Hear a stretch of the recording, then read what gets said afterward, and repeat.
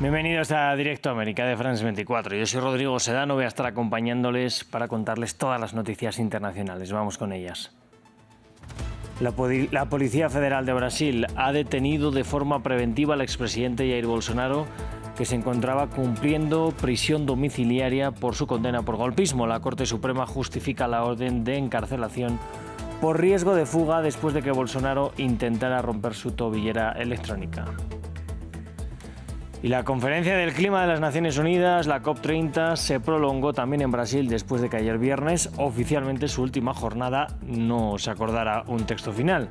La hoja de ruta para dejar de lado los combustibles fósiles está en medio del debate.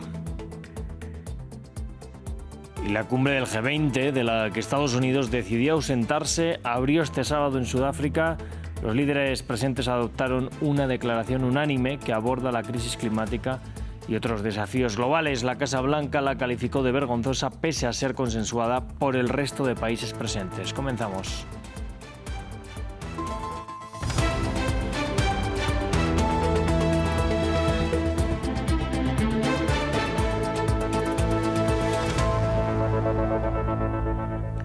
Pues vamos a comenzar este informativo con la mirada puesta en Brasil. En Brasilia, la Policía Federal ha detenido al expresidente Jair Bolsonaro, quien se encontraba cumpliendo prisión preventiva por intento de golpe de Estado.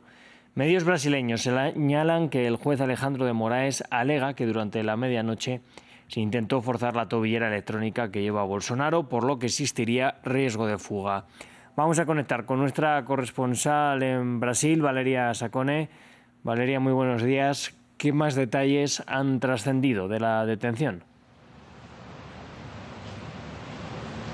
Sí, todo comenzaría con la decisión del hijo senador del expresidente Flavio Bolsonaro de convocar lo que aquí en Brasilia se llama una vigilia, o sea, un acto de apoyo al presidente. Entonces ahí surgió la sospecha de que Bolsonaro podría intentar una fuga, incluso porque se detectó que a medianoche y 8 minutos habría intentado romper la tobillera electrónica, y también mirando a 2 precedentes de aliados de Bolsonaro condenados que han huido. El último, Ramagem, que era diputado federal, pero también el ex jefe de los servicios secretos y que ha huido a los Estados Unidos. Entonces, con esos precedentes y también con la inminencia de la ejecución de la pena de 27 años y 3 meses que podría empezar la semana que viene tras el agotamiento de todos los recursos, el juez Moraes ha decidido la prisión de Bolsonaro, pero ha establecido unas medidas de dignidad, por ejemplo, que no fuese esposado, también que no hubiese ninguna imagen del presidente siendo conducido a la sede de la Policía Federal en Brasilia, donde va a estar en una sala especial que ya fue preparada desde agosto con un baño privado, y además mañana pasará por una vista para decidir qué harán con esta prisión preventiva, que se suma a la prisión domiciliaria que estaba teniendo desde este año.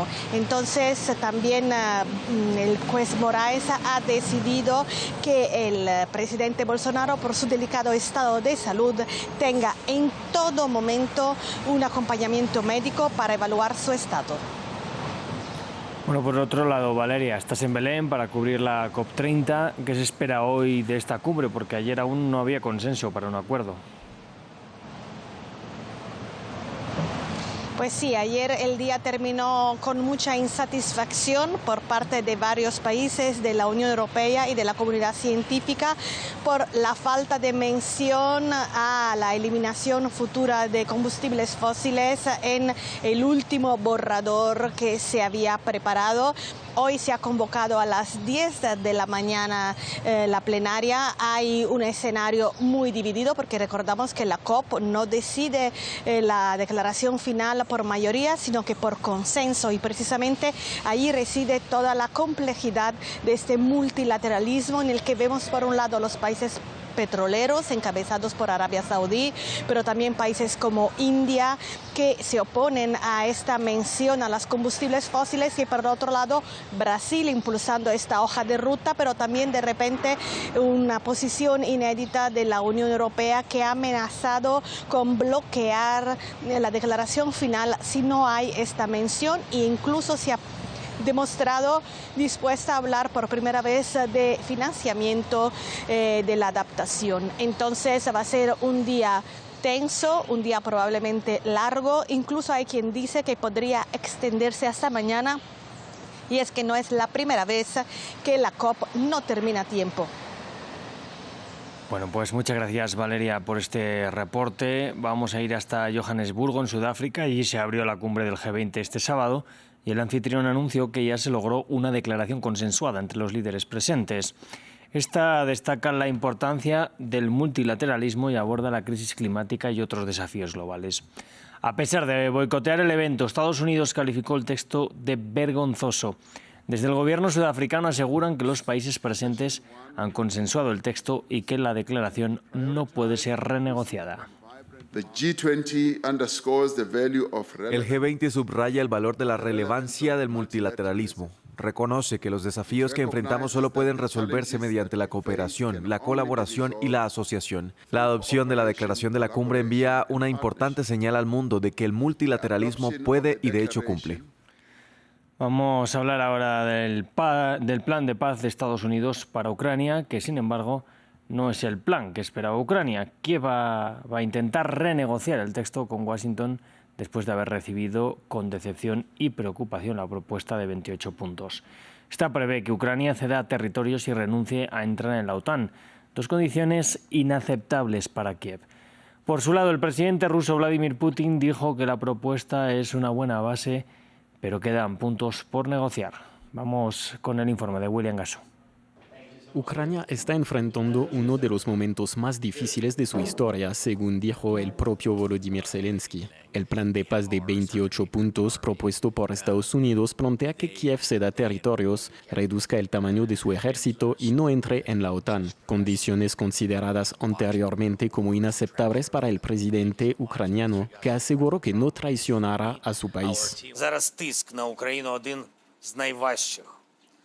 La presión sobre Ucrania es ahora más fuerte que nunca. Ucrania se enfrenta a una decisión muy difícil, o perder su dignidad o perder un socio clave, o escoger los difíciles 28 puntos o exponerse a un invierno difícil y otros riesgos. Además, la propuesta de Washington se acompaña de presiones sobre Kiev. Estados Unidos amenazó con suspender el intercambio de información de inteligencia y el suministro de armas si el gobierno de Zelensky no acepta el acuerdo. Donald Trump dio hasta el jueves para aceptar su plan. Tenemos una forma de conseguir la paz. Creemos que tenemos una forma de conseguir la paz. Él tendrá que aprobarla. Por otro lado, el plan cumple con varios objetivos de Moscú, como la no integración de Ucrania en la OTAN o ganancias territoriales en la región del Donbass, Kherson, Luhansk y Zaporilla, por lo que Vladimir Putin afirma ahora que está dispuesto a negociar la paz.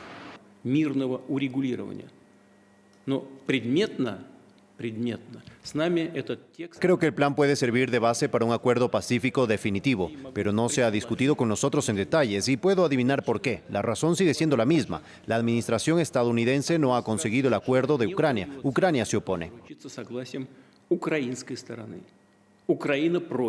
El mandatario ruso no dudó en aprovechar la ventaja y amenazó a Ucrania con conquistar más territorios si Zelensky rechaza el plan. Otro secuestro múltiple ha tenido lugar en Nigeria. Al menos 315 estudiantes, según las autoridades, fueron secuestrados en una crisis de seguridad en el país africano que enciende las alarmas. Este último episodio obligó al gobierno a cerrar 47 escuelas. Vamos a verlo. La misma historia en la misma semana. Nigeria revivió el drama de los secuestros múltiples en escuelas, una crisis de seguridad por la que el gobierno se lleva grandes críticas.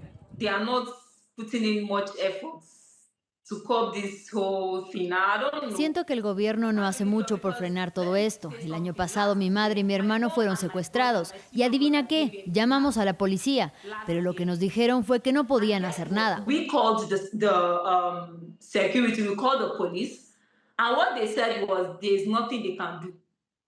El año pasado pagamos una enorme cantidad de dinero para liberarlos, así que sinceramente no creo en las autoridades. El último episodio ocurrido en una escuela cristiana, pero si Donald Trump ya apuntó que los cristianos en Nigeria están perseguidos e iba a tomar cartas en el asunto, los expertos en seguridad son claros: el crimen afecta a todo el mundo en Nigeria.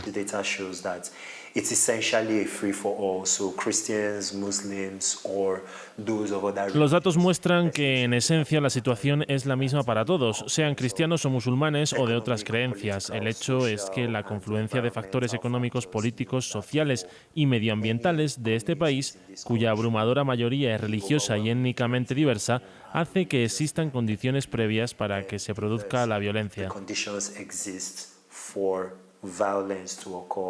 Ningún grupo ha reivindicado los secuestros, pero los expertos apuntan que se trataría de grupos de delincuentes armados hasta los dientes. La oleada de secuestros obligó al gobierno a cerrar 47 escuelas. Pues de esta forma nos vamos a despedir. Sigan aquí con nosotros en France 24.